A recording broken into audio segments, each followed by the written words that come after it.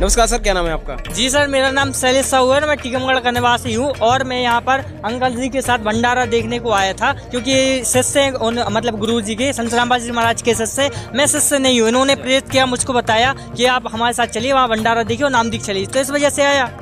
अच्छा, तो मतलब क्या है आपके क्वेश्चन, क्या जानना चाहते हो आप संत रामपाल जी महाराज जी के बारे में, और मतलब जो भी आपके क्वेश्चन है पूरा विस्तार से बताइए थोड़ा। देखिए, मेरे क्वेश्चन ये हैं कि जब मैं यहाँ आया इस भंडारे में तो मुझे सारा कुछ अच्छा लगा। मैंने यहाँ पर एंट्री की, मुझे सारी फैसिलिटीज अन्य कहीं भी भंडारे में नहीं देखी। यहाँ पर आया, एंटर किया तो जगह जगह जल की व्यवस्था थी, चाय की व्यवस्था थी। उसके बाद जैसे कहीं किसी भंडारे में जाते तो कभी जूते गुम हो गए, कभी कुछ गुम हो गया, लेकिन यहाँ पर ऐसा है कि अंदर आते ही यहाँ से जूते ही साफ करके एक थैले में रखकर टोकन दिया, ठीक है। उसके बाद सेकंड गेट पर आया जहाँ से मैंने एंट्री थी, तो अंदर आया। अंदर मुझे रात को आया था 1 बजे के समथिंग, मुझे भूख लगी थी, तो मैं देखा यार यहाँ तो भंडारा चल रहा, वो भी ताज़ा ताज़ा गरम गरम, मतलब मैंने खाया तो गरम था। तो उसके बाद सारा कुछ ठीक था। उसके बाद जैसे कि अंकल जी ने बोला कि चलिए अब आप नाम दीक्षा लीजिए, तो मैंने कहा कि संत रामपाल जी महाराज जी से नाम दीक्षा लेने के लिए बोला। संत रामपाल जी महाराज से आप नाम दीक्षा लीजिए, तो मैं गया नाम दीक्षा लेने के लिए, क्योंकि अंकल जी प्रेरित किया, मैंने समझा। लेकिन उसके बाद मैं गया तो मैं अंदर कंफ्यूज हो गया। उसमें लिखा था कि आपको मूर्ति पूजा नहीं करनी है और आपको अन्न उपासना नहीं करनी है। और जैसे कि मैं बागेश्वर धाम गया था तो वहाँ पर मैंने देखा कि वो तो सजी मतलब आंखों को देखते ही चमत्कार कर रहे हैं, मतलब मन की बात बता देते हैं। मन की बात बता देते हैं। अब यहाँ आया तो मैंने कहा मैं उनको कैसे छोड़ूं, और जबकि मैं आया तो अंकल जी बोल रहे हैं ऐसा कुछ नहीं है, ये सब पाखंडवाद चल रहा है। तो इस वजह से मैं यहाँ आया था नाम दीक्षा लेने के लिए, लेकिन मैं कंफ्यूज हो गया, इसलिए फिर मैंने नाम दीक्षा नहीं ली। तो सर, मैं जब यहाँ पर नाम दीक्षा लेने के लिए गया, जैसा कि अंकल जी ले गए साथ में, तो मैंने यहाँ देखा उनके काफ़ी सारे नियम थे। एक तो मूर्ति पूजा नहीं करना, और भी काफ़ी भगवान अनुपासना नहीं करनी है। इसके बाद ऐसा क्या संत रामपाल जी महाराज में, मेरे तो मन में यही क्वेश्चन गूंज रहा है कि वो जेल में भी बंद है, फिर भी यहाँ पर लाखों भीड़ है। वो तो एक अलग चीज़ है, जो भी हो मुझे ज़्यादा पता नहीं है, लेकिन मैं तो गया। बागेश्वर धाम को कंपेयर करें मेरे हिसाब से तो वो तो हाँ, धीरेन्द्र शास्त्री जी को, वो तो पल पल में चमत्कार कर रहे हैं। कोई भी बीच लाने बैठा है तो उसको खड़ा कर देते हैं, उसके बारे में सारी इन्फॉर्मेशन मन की बात बता देते हैं। यहाँ मुझे क्या चमत्कार दिख रहा है संत रामपाल जी महाराज में, ऐसा क्या कि मैं उनसे नाम दीक्षा लूं? बताइए सर। देखिए सर जी, पहले तो मैं अपना परिचय बता दूं।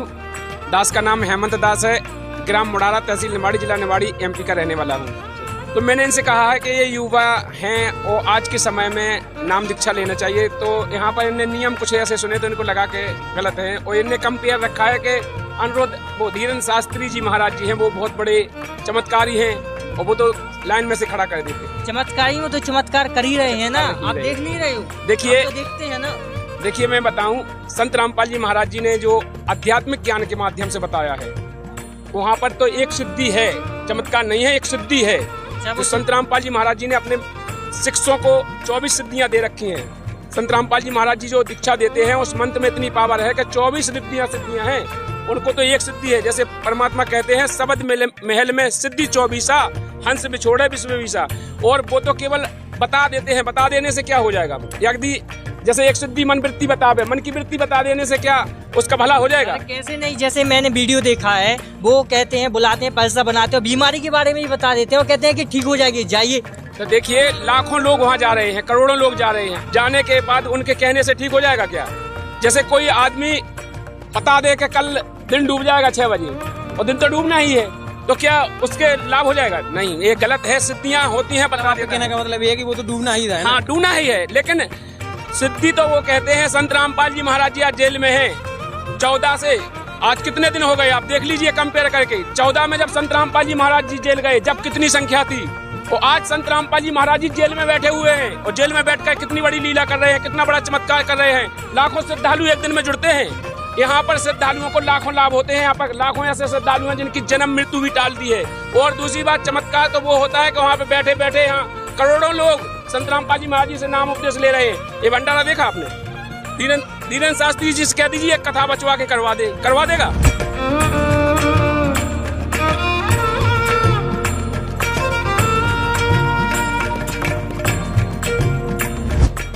ये सिद्धियां क्या है? ये जीवन नाशक इस प्राणी की सबसे बड़ी दुश्मन है। इससे प्रभुता आ जाती है, और अपनी ही, जैसे पहले बैटरी चार्ज करी फिर वह खत्म कर दी, रह गया जैसे का तैसा। जैसे इन सिद्धियों को परमात्मा ने ऐसा बताया है कि जैसे आप देखते हो वर्षा के मौसम में अन्य चींटियां होती हैं बगैर पंखों की होती हैं, और उन्हीं चींटियों के बिलों से कुछ पंखों वाली चींटियां निकलती हैं और वो उनके अंदर परमात्मा होती हैं, क्योंकि वो उड़ नहीं सकती दूसरी चींटियां, और वो उड़ जाती हैं आकाश में। तो वो यूं सोचे हैं कि ये तो भगवान से मिल ली, क्योंकि ये तो उड़ जाती हैं आकाश में।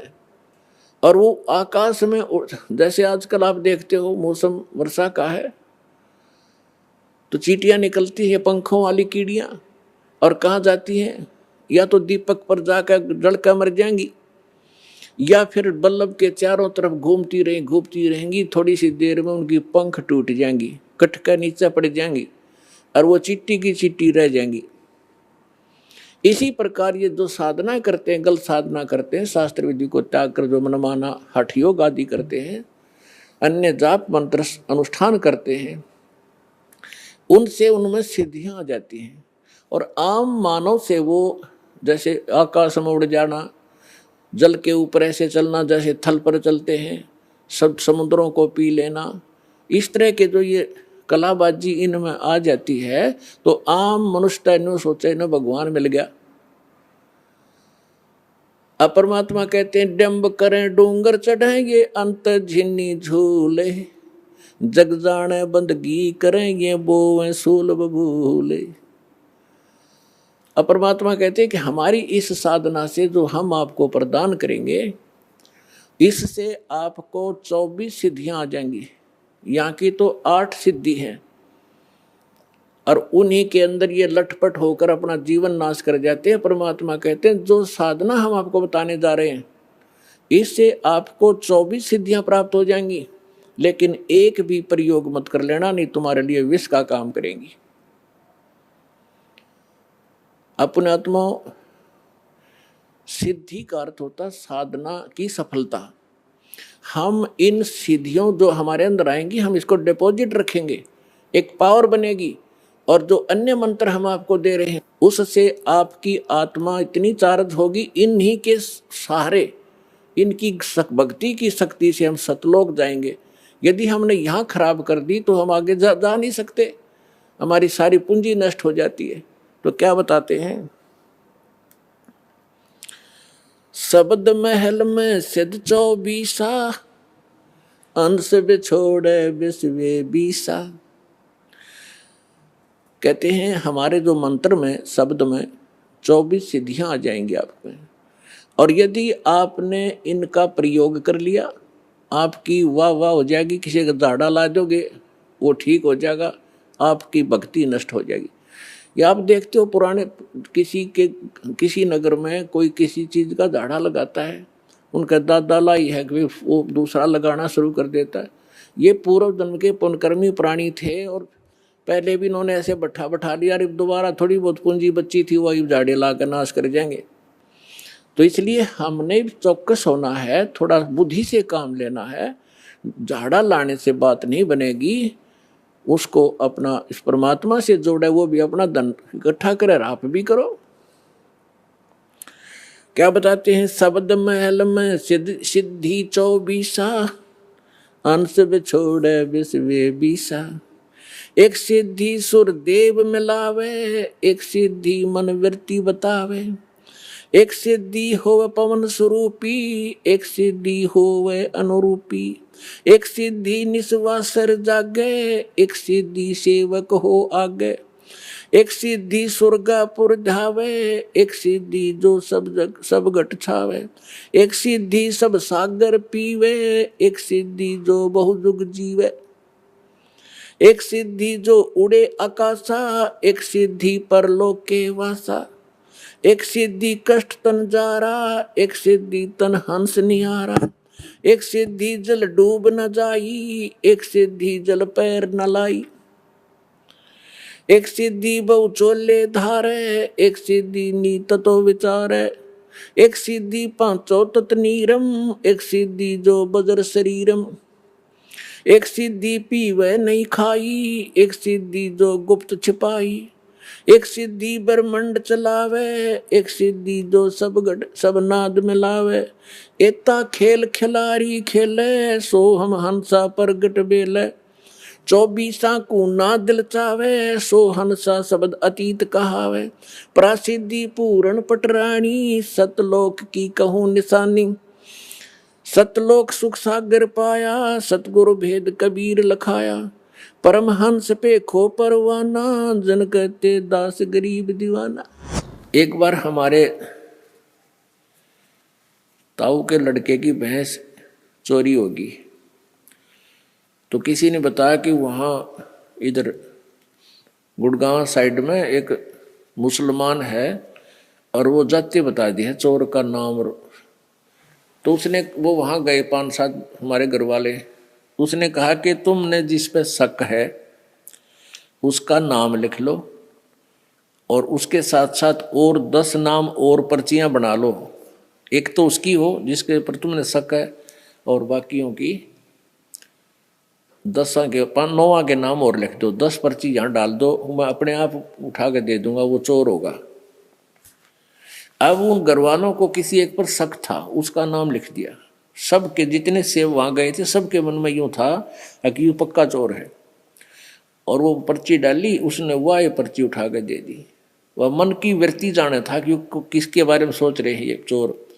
सब खुश हो गए, वाह भाई वाह, बड़ी बात है, तो कति सच्ची बात होगी भाई, देखा ना हम भी सोच रहे थे, इसने वह बता दी। वो आके पुलिस ने कहा था भाई अपना नाम बता दो, किस पे शक है, उन्होंने बता दिया यूँ चोर है। पुलिस ने उसको पूछताछ की, धमकाया खुरकाया। पुलिस ने कहा भाई यूँ चोर नहीं है।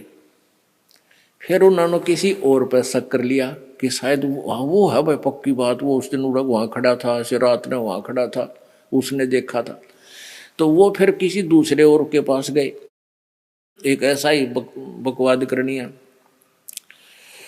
तो उसने भी यही कहा, ऐसे ही उन्होंने उसका नाम लिख दिया, जिसपे शक था 9 और लिख कर डाल दिए। उसने वह पर्ची निकाल दी जिस पर उन हमारे घर वालों में शक था, वो नाम निकाल के दे दिया यूँ चोर है। अब फिर उन्होंने फिर आगे पुलिस को बताया कि यूँ पक्का चोर है भाई, तुम कित पूछ का ऐसे ऐसे वहाँ। तो पुलिस वाले बोले ये बात नहीं जस्ती। उससे भी पुलिस ने पूछा था अच्छी की, लेकिन वो भी चोर नहीं था, वो बहस नहीं पाई। और वो जाते बताते जो मन में सोचते ये बकवादे हैं, किसी ने सच्ची भी हो जाती है उनकी, तो 20 जगह गुण गा दिया, हमारी तो सच्ची बता दी थी उसने। तो पुण्यात्मा, ये ड्रामाबाजी हमने नहीं करनी चाहिए। देखिए दिल पे हाथ रख के एक बाबा कह दे कि तुम पागलो हो, मूर्ख हो, वो खुद कहता है मैं कोई बाबा नहीं हूँ, कोई संत नहीं हूँ, मैं कोई गुरु नहीं हूँ, वो स्वयं स्वीकार करता है। और वो कहता है तुम तो पागल हो, तो तुम पागल हो, उनको कथावाचकों को बुला करके उनकी रोजी रोटी चला रहे हो। जबकि संत रामपाल जी महाराज जी हमारा कल्याण कराने के लिए, हमारा मोक्ष कराने के लिए दिन रात प्रयत्न कर रहे हैं, ऐसा स्वच्छ समाज बना रहे हैं। उनके यहाँ जाने के बाद देखा है कोई भी जाता है जो ये कहते हैं तुम चाहे अत्याचार करो, अत्याचार करो, दुराचार करो, कछु करो, मुर्गा काटो चाह जो करो, चाह जो खाओ पियो, लेकिन तुम तो हम नवाओ, हमारी जेब भाई जाओ, चले जाओ, तुम्हारा सब भलो हो जाए। उनके कहने से भला नहीं होगा। यहाँ संत रामपाल जी महाराज जी ने बताया है, जो मंत्र अपने बताते हैं, वेद पुराण में प्रमाणित करके बताया है, जो सत्य भक्ति स्वयं करेगा तब उसको वो लाभ होगा। किसी के कहने मात्र से, किसी के आशीर्वाद देने से किसी को कोई लाभ नहीं हो सकता है। इसलिए मैं कह रहा हूँ दावे से, संत रामपाल जी महाराज जी ने प्रमाण करके सभी सदग्रंथ खोल के दिखाए हैं। 4 वेद 6 शास्त्र 18 पुराणों में प्रमाणित किया है, उन मंत्रों को प्रमाणित किया है, उस पूर्ण परमात्मा को प्रमाणित किया है। उन्होंने बताया है कि यह पूर्ण परमात्मा की भक्ति जो मर्यादा में रह करके करेगा उसको लाभ होगा। तो उसके साथ सुखों की बात करते हो। देखिए सर, वैसे मैं आपको बताना चाहता हूँ, जिस तरीके से आपने ये बात तो सही की है। देखिए मैं भंडारे में आया तो मुझे काफी अच्छा माहौल लगा, क्योंकि मैं धाम पर भी गया हूँ तो वहाँ भी मैंने भंडारा किया, तो मैं कंपेयर नहीं कर सकता हूँ, क्योंकि किसी के बारे में बोलना गलत है। ना मैं इस यहाँ की बुराई कर रहा हूँ ना वहाँ की बुराई कर रहा हूँ, कि क्वेश्चन चल ही रहे हैं। तो यहाँ पर एक ये बात है ना कि मैं जब वहाँ पर नाम दीक्षा लेने गया, उन्होंने नियम बताया, जैसा कि एक नियम बताया कि आप पूजा अर्चना नहीं कर सकते हो, ना ही किसी मंदिर में जा सकते हो, ना ही मस्जिद में, ना ही गुरुद्वारे में, कहीं भी नहीं जा सकते हो, ठीक है। और फिर यहाँ पर जैसा कि चर्चा हो ही रही है, तो यहाँ पर बताया देवी देवताओं को छोड़ो। जब मैं धाम पर जाता मैं तो हनुमान जी को मानता था, फिर ये भगवान बताने कबीर साहब को, तो मैं यहाँ कंफ्यूज हूँ कि मैं हनुमान जी को अपना भगवान मानूँ कि कबीर साहब को। आप बताइए इस बारे में। मैं देखिए सर, जैसे कि कोई कह दे कि जाओ मैंने तुमको 5 एकड़ जमीन दे दी, मौके कह दे, तो क्या वो मिल गई आपको? लेकिन कोई रजिस्ट्री करके आपको 1 एकड़ दे दे और वो कहे नहीं रजिस्ट्री करके दे दे, वो कागज आप जा करके अपन सरकार में ले जाएंगे तो आपको वो मिलेगी कि नहीं मिलेगी। तो इसी प्रकार संत रामपाल जी महाराज जी ने हमारे नाम रजिस्ट्री कर दी है। संत रामपाल जी महाराज जी ने सभी सदग्रंथों में खोल करके प्रमाण किया है कि कबीर साहब ही पूर्ण परमात्मा है। 4 वेद, 6 शास्त्र, 18 पुराण, गीता, भागवत पुराण, सभी सदग्रंथों में, हिंदू धर्म के, सिख धर्म के, मुसलमान धर्म के सभी ग्रंथों में प्रमाण करके संत रामपाल जी महाराज जी ने कहा है कि कबीर साहब ही भगवान है। और उन्होंने तो ये तक कहा है, जिनकी बात तुम कर रहे हो, सभी जितने भी पृथ्वी पे धर्म गुरु हैं, संत रामपाल जी महाराज जी ने चैलेंज रखी थी कि आकर के हमसे डिबेट करें, और यदि वो हमारे क्वेश्चन को गलत कह दें और वो कहें कि तुम्हारा ये भक्ति गलत है या तुम्हारा ये रास्ता गलत है, तो मैं अपने प्रमाण करके दिखा दे, मैं अपने रास्ते को बदल के मैं उनका शिष्य बन जाऊंगा। कोई भी नहीं आया, सबने निरुत्तर कह दिया। तो आज भी संत रामपाल जी महाराज जी कहते हैं कि कोई भी ऐसा संत धरती पे हो और वो आकर के अपनी भक्ति को मेरी को गलत बता दे, वो प्रमाण करके कह दे कि ये भक्ति है। इसलिए मैं दावा करता हूँ संत रामपाल जी महाराज जी जो कहते हैं बिल्कुल यथार्थ सत्य कहते हैं, और उन्होंने जो कबीर साहब को भगवान बताया है वो बिल्कुल सही बताया है। श्रीमद् भगवत गीता के अध्याय 15 के श्लोक नंबर 1 से 4 तक पूरी सृष्टि रचना के बारे में बताया है। आप खुद उठा के देखिए, आज हम पढ़े लिखे समाज हैं, हर आदमी पढ़ा लिखा है, हम किसी की कहने की माने कि हम खुद ग्रंथों को देखें। उसमें लिखा है गीता अध्याय 15 के श्लोक नंबर 1 में कि ऊर्ध्व मूलम अधः शाखम, इस संसार रूपी वृक्ष को तू पीपल का वृक्ष जान अर्जुन, और जो जड़ से लेके पत्ते तक जो बता देगा वह तात्पर्य को जानने वाला होगा, वही तत्वदर्शी संत होगा। आज तक किसी ने बताया? आज तक कोई भी, जितने भी कथावाचक हैं, भागवत को खोलते तक नहीं है, किसी ने खोला है?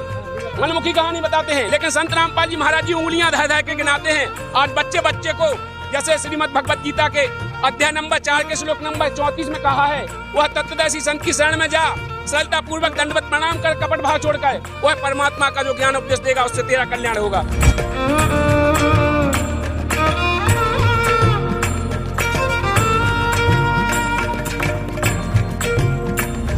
कि तत्वदर्शी संत कौन होगा? जो उल्टे लटके हुए संसार रूपी वृक्ष के सभी पार्ट्स बता देगा, विभाग बतावेगा। तो परमेश्वर ने 600 वर्ष पहले उस सच्चिदानंद घनब्रह्म की वाणी में ये भाग बता रखे थे। कबीर अक्षर पुरुष एक पेड़ है, सर पुरुष वाकी डार, ये तीनों देवा शाखा हैं, भाई पात रूप संसारे। कख नहीं पता था। वेद ज्ञानदाता, गीता ज्ञानदाता ने भी सिर्फ ऑप्शन छोड़ दिया, ऊपर को जड़ वाला और नीचे को तीनों गुण रूपी शाखा वाला, ये उल्टा लटका हुआ संसार रूपी वृक्ष है। अब इसके बारे में कंप्लीट ज्ञान दो, तत्वदर्शी संत देगा, उससे पूछो। अब परमेश्वर ने 600 वर्ष पहले दे रखा था ये ज्ञान, लेकिन नकली आचार्यों ने, गुरुओं ने हमारे तक आन नहीं दिया, हमारे को दूर रखा अपने भगवान से, मिसगाइड करते रहे। कबीर तो जुलाहा है, धानक है, इसने सदग्रंथों को कैसे जाना, इसको इसने संस्कृत पढ़ना नहीं आता, केवल ब्राह्मण लोग ही संस्कृत के पढ़ने के अधिकारी थे उस समय। तो हमने यह बात इनकी मान ली झूठों की कि भाई सचमुच कबीर साहब तो जुलाहे थे, दानक थे, और ये पढ़े नहीं होंगे। आज पता चला वो तो पढ़े पढ़ाए थे, उन्हें पढ़ने की आवश्यकता ही नहीं थी। वो तो परमात्मा थे, सब भाषा के ज्ञाता थे, उनकी रची हुई सृष्टि थी, उनका दिया हुआ विधान था, उनको कंठस्थ याद है, तो मालिक है।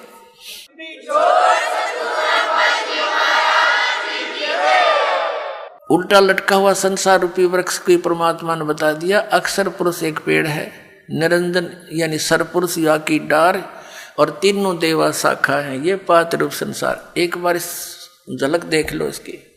ये देखिएगा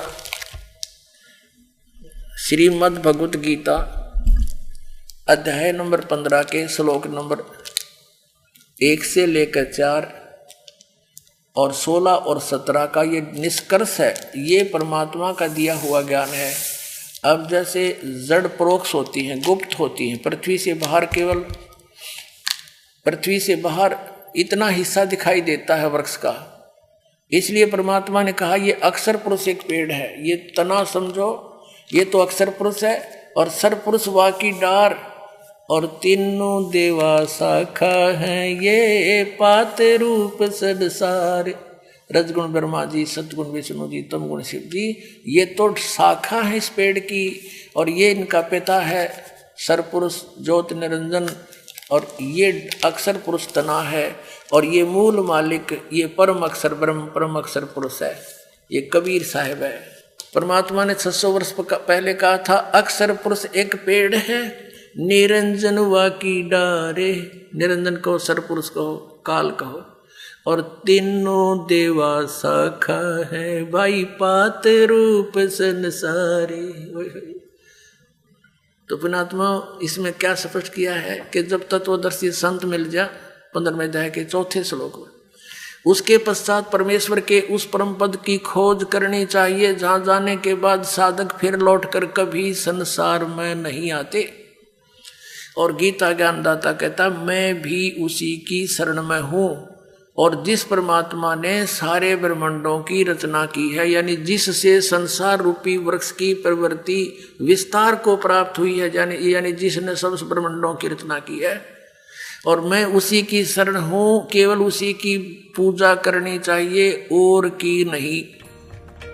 कंसेप्ट हुआ क्लियर। मेरा अगला सवाल ये है कि अन्य जो साधु संत हैं वो बताते हैं कि विष्णु जी और भी जैसे हो गए श्री कृष्ण और जो कहा जाए शिव जी, तो इनकी मृत्यु अन्य संत बताते हैं नहीं होती, वो तो पूर्ण परमात्मा है। और आपके यहाँ पुस्तकों में लिखा है कि उनकी मृत्यु होती है, तो ये क्या हुआ, ये कौन सी बात हुई, आप बताइए इसको जरा, सब लोगों के मन में क्वेश्चन है। देखिए, क्योंकि ये कंफ्यूज है काफी ज्यादा, मतलब जो और कोई संत और कुछ बताता है, आप संत के संत जो हैं और कुछ बताते हैं ना। इसीलिए मैं कह रहा हूँ कि जैसे कि कोई कह दे, जैसे कहने मात्र से नहीं माना जाएगा, प्रमाण सहित माना जाएगा। नहीं तो आप प्रमाण में बताइए कि कैसा क्या सिस्टम है, थोड़ा विस्तार से, चाहे टाइम हो जाए। हाँ, बिल्कुल विस्तार से। संत रामपाल जी महाराज जी ने श्रीमद् भगवत गीता, देवी भागवत पुराण, कई ग्रंथों में प्रमाण किया है। उनमें स्पष्ट कहा है, जैसे श्रीमद् देवी भागवत पुराण में लिखा है, स्पष्ट लिखा है कि वो कह रहे हैं कि मैं शंकर हूँ और ब्रह्मा विष्णु महेश को रचने वाली तुम ही दुर्गा हो, तुम ही शिवे हो। आप उठा के देखिए, और तुम तो जगत की रचने वाली हो, तो मैं भी क्यों तुम्हारा बालक नहीं हुआ,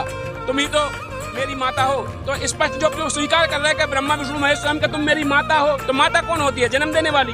तो वे खुद कह रहे हैं, यार हम क्यों माने, वो तो खुद ही कह रहे कि तुम मेरी माता हो। अब इस जैसे जो स्वीकार ही कर ले कि तुम हमारे माता पिता हो, अब उनकी जन्म मृत्यु तो होते जब तो वो माता पिता है। तो अन्य संत जा भी बोला थे ना कि उनकी मृत्यु नहीं होते, लेकिन इतने पे मृत्यु होते। अरे तो वो तो मनमुखी, वो तो दंत कथा के आधार से मनमुखी कह रहे हैं, ये तो प्रमाण कह रहे हैं। तो अब प्रमाण मानोगे कि दंत कथा से मानोगे? देखो, प्रमाण तो सब मानते हैं, क्योंकि हम कहीं भी कुछ भी पढ़े तो हम प्रमाण के साथ ही। अगर अपना आधार कार्ड बनवाते हैं, उसमें अपने पिता की बल्दियत डराते हैं, हमारी बल्दियत पिता की उस आधार कार्ड से मानी जाती है, ना कि अगर कोई कह दे कि उनके पिताजी को तो खचोड़े ना हो तो क्या हो जाए। हमारा आधार कार्ड देखा जाएगा, उसमें जो प्रमाण लिखा है वो माना जाएगा। इसी प्रकार हमारे सदग्रंथों में जो लिखा है, हमारे सदग्रंथ कह रहे हैं कि ब्रह्मा विष्णु महेश की मृत्यु होती है, वो स्वीकार कर रहे हैं कि हम तो अजन्मे हैं, हमारी तो मृत्यु होती है, हमारा तो जन्म मरण का कष्ट है, वो स्वयं स्वीकार कर रहे हैं। और संत रामपाल जी महाराज जी प्रमाण करके भी दिखा रहे हैं। अब आप लोग इसको डिसाइड करें ना कि हम पढ़े लिखे होने के बाद भी हम अंधविश्वास को पट्टी बांध ले, तो हम कैसे माने। अब अगर हम पढ़े लिखे के बाद भी दूसरे की बात माने, हमको तो देखना चाहिए। अब आजकल अपन पढ़े लिखे हैं, बच्चा अनपढ़ होने के बाद भी मोबाइल चला रहा है, इंटरनेट का जमाना है, हर कोई इंसान देख रहा है। तो हमको आप देखी और कहीं सुनी भक्ति से काम नहीं चलेगा, अब प्रमाण से काम चलेगा। बहुत दिन हो गए इन लोगों ने, बहुत दिन अपन को भ्रमित कह दिया, अपने पुरखन को डुबे दन ने, लेकिन अब नहीं डुबा पाएंगे।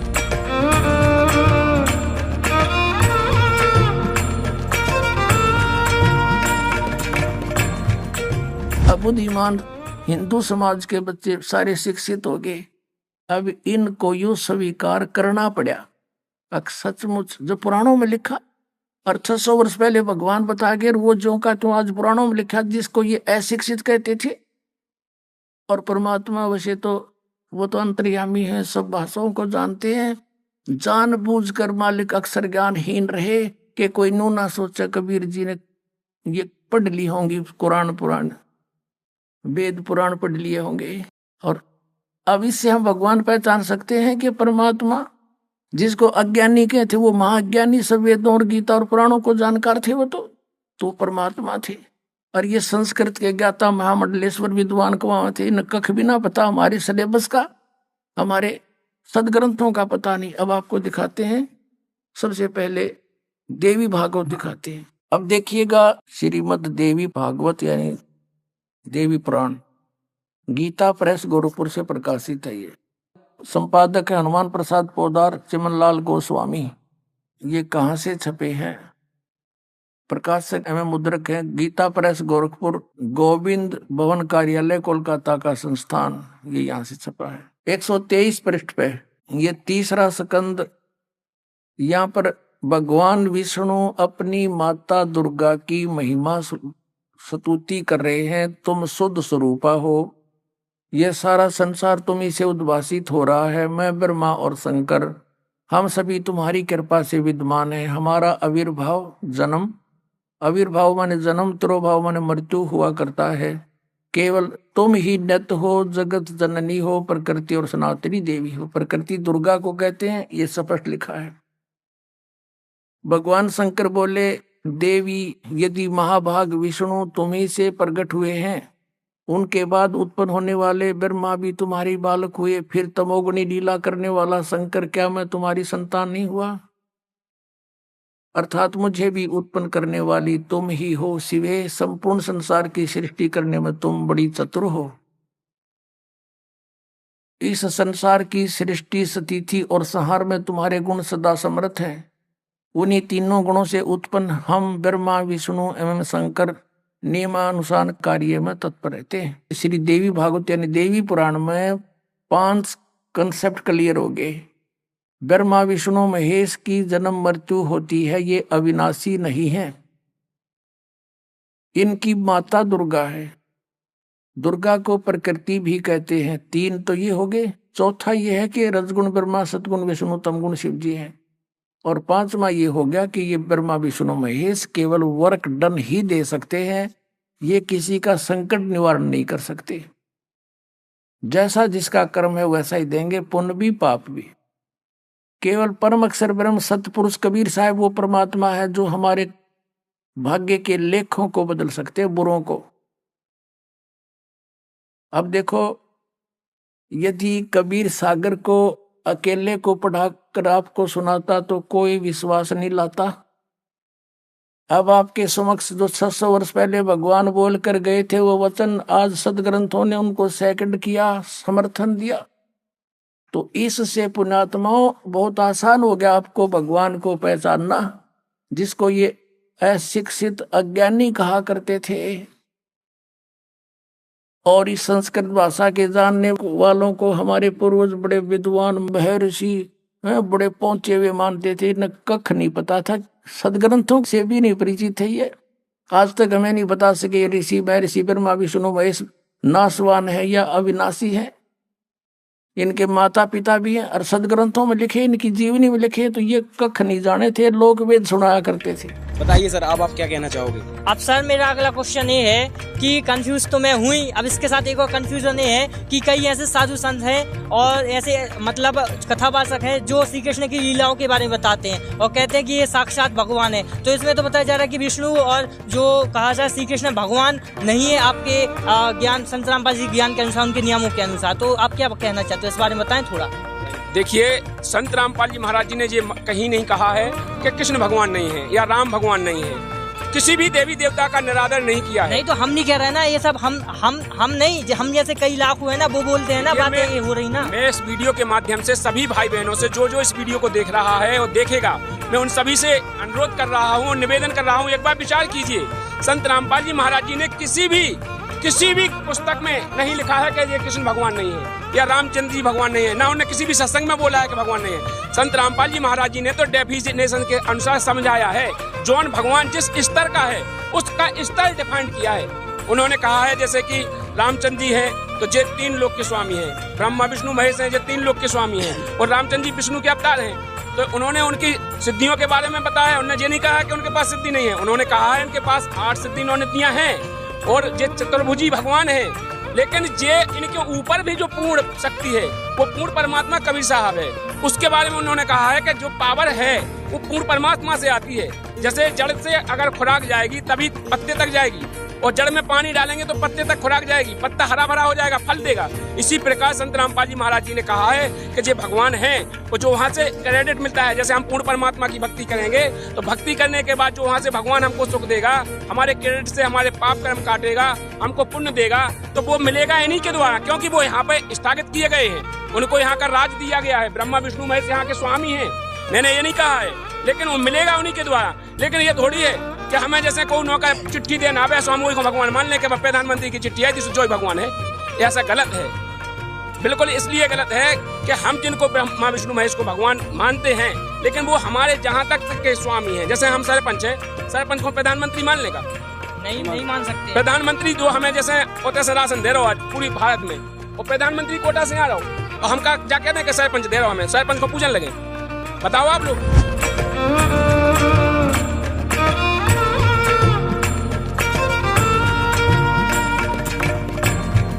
अब ब्रह्मा विष्णु महेश हमारे कोई दुश्मन नहीं है। कई कहते हैं कि आपके गुरुजी तो ब्रह्मा विष्णु महेश को छुड़वाते हैं।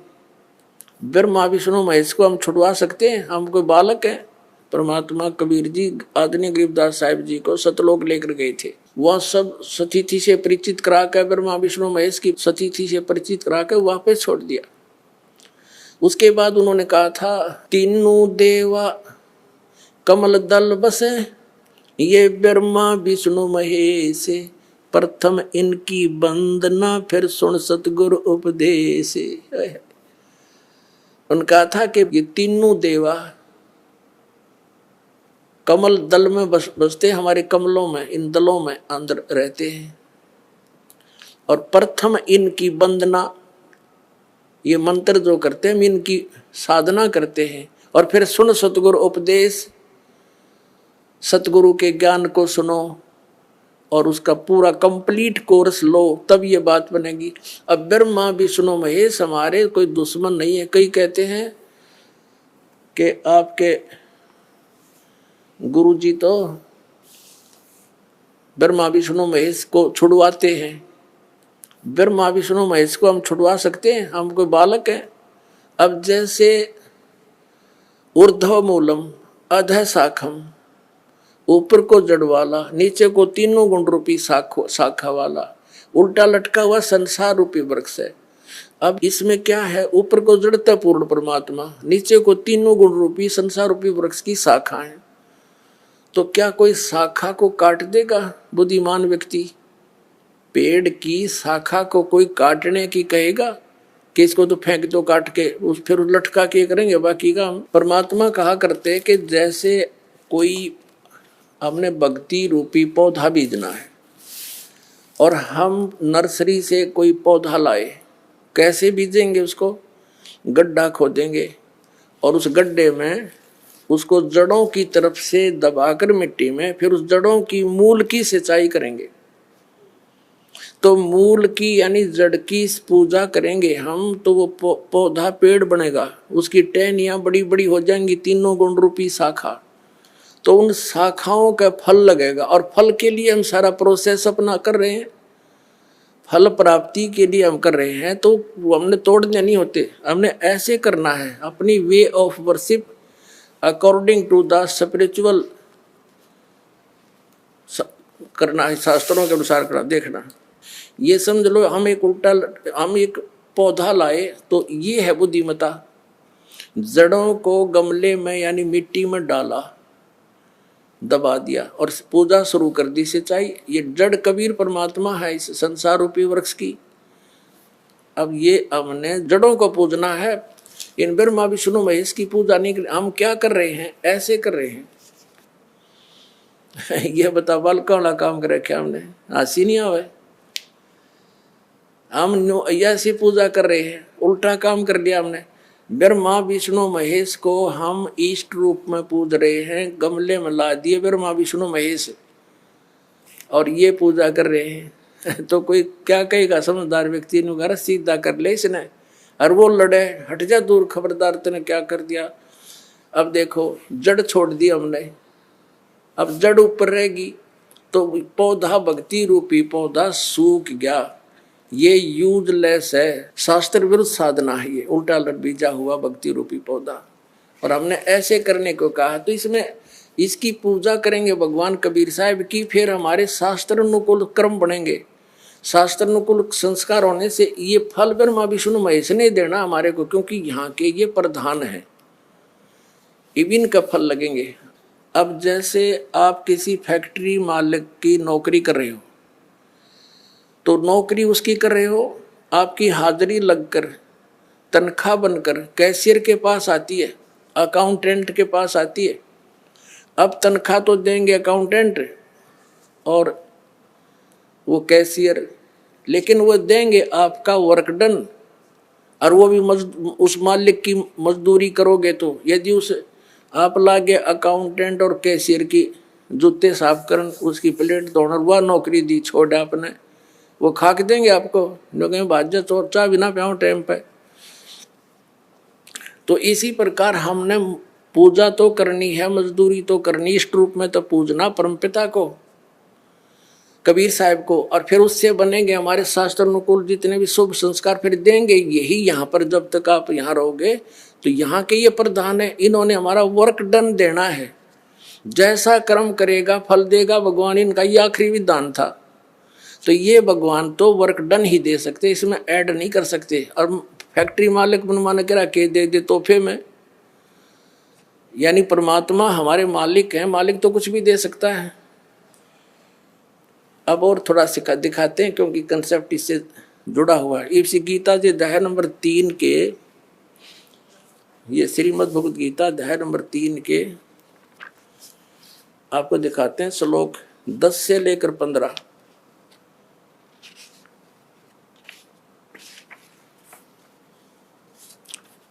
ये देखिएगा, श्रीमद् भगवद गीता अध्याय नंबर 3 के और श्लोक नंबर 10। प्रजापति ब्रह्मा ने कल्प के आदि में यज्ञ सहित प्रजाओं को रचकर कहा था, तुम लोग इस यज्ञ के द्वारा, यज्ञ माने धार्मिक अनुष्ठान, शास्त्र अनुकूल वृद्धि को प्राप्त हो। यह यज्ञ तुम लोगों को इच्छित भोग प्रदान करने वाली हो। 11वें में कहा है, यज्ञ के द्वारा देवताओं को उन्नत करो और वो देवता तुम लोगों को उन्नत करें। इस प्रकार निस्वार्थ भाव से एक दूसरे को उन्नत करते हुए तुम लोग कल्याण को प्राप्त हो जाओगे। 12वें में फिर कहा है, यज्ञ के द्वारा बढ़ाए गए देवता, बताओ देवता ने क्या हम पकड़ कर बढ़ावांगे, खींच कर बढ़ावांगे उन्हें। अब ये विधि बता रखी है कि शास्त्र अनुकूल साधना करने से, जड़ की पूजा करने से ये तीनों देवता रूपी शाखा बढ़ जाएंगी, बड़ी हो जाएंगी, फिर ये फल देंगे। देखिए, यज्ञ के द्वारा, शास्त्र अनुकूल साधना के द्वारा बढ़ाए हुए यानी बढ़े हुए देवता, ये तीनों शाखाएं तुम लोगों के बिना मांगे ही इच्छित भोग निश्चय देते रहेंगे। उन देवताओं को दिए हुए भोगों को जो पुरुष उनके बिना दिए स्वयं भोगता है वह चोर है। अब क्या सिद्ध हो गया कि जैसे हम मूल की पूजा करेंगे, मूल की यानी जड़ की पूजा करने से टहनी बड़ी हो जाएंगी, ये देवता बढ़ गए, बड़े होकर ये फलों से लदपत हो जाएंगी, ये टहनी बिना मांगे देंगे अपने आप, क्योंकि हम मूल की पूजा कर रहे हैं तो अपने आप इनका बस की बात नहीं, देने पड़ेंगे फल हमारे को।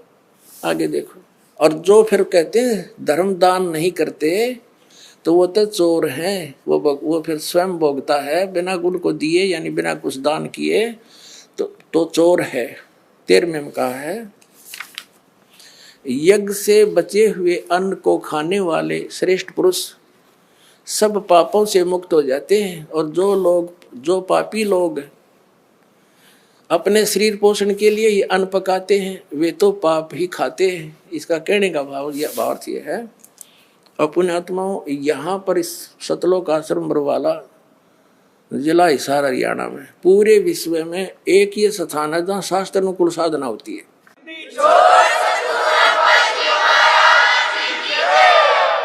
यज्ञ से बचे हुए अन्न को खाने वाले संत है यानी साधु संत भक्त आत्माएं अच्छी आत्माएं सब पापों से मुक्त हो जाते हैं। अब कहने का भाव ये है कि यहाँ पहले भगवान को भोग लगा के शेष बचे हुए अन्न को उसके बच्चों को वितरित किया जाता है, वो महापाप नाशक बन जाता है। तो यहाँ आओगे तो सारी साधना मिल लगी आपने, तो सब पापों से मुक्त आप होगे। ज्ञान सुनोगे, धर्म यज्ञ, ज्ञान यज्ञ, प्रणाम यज्ञ, सारी यज्ञ, सब साधना पूरा ट्रीटमेंट दिया जाएगा। फिर कहते हैं जो दान धर्म नहीं करते हो तो चोर हैं भगवान के, जिन हर की चोरी करी और गए राम गुण भूल, ते बिदना बागुल किए वो फिर झूले उल्टी झूल।